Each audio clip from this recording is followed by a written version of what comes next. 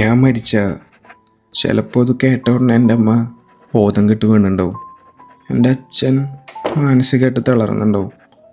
എൻ്റെ അനിയത്തി അവളെന്താ ചെയ്യണമെന്ന് അറിയണ്ടോ, അവിടെ തന്നെ നിൽക്കണ്ടാവും. കാരണം അവളോടൊപ്പം തല്ലുകൂടാനും അവളെ കളിയാക്കാനും അവളുടെ ഫോട്ടോ എടുത്ത് കൊടുക്കാനും ഞാനിനി ഇല്ലല്ലോ. എല്ലാ ബന്ധുക്കളും കൂട്ടുകാരും ഇതൊരു കള്ളമായിരിക്കണേന്ന് പ്രാർത്ഥിക്കുന്നുണ്ടാവും. എൻ്റെ ചിരിച്ച മുഖവും ഞാൻ അവരോടൊപ്പം ചിലവഴിച്ച നല്ല നിമിഷങ്ങളും അവരുടെ മനസ്സിലിങ്ങനെ വന്നു പോകണ്ടാവും.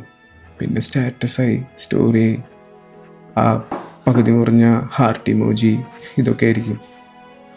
1-2 ആഴ്ച കഴിയുമ്പോൾ മിക്കവാറും എല്ലാ കൂട്ടുകാരും മറന്നു തുടങ്ങിയിട്ടുണ്ടാവും.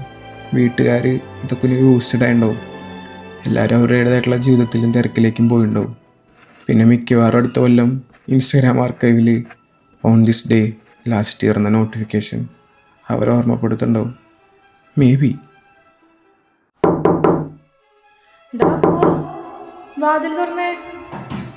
കുറെ നേരം ഉള്ളിൽ കയറിയിട്ട് എന്താ തുറക്കാത്തെ?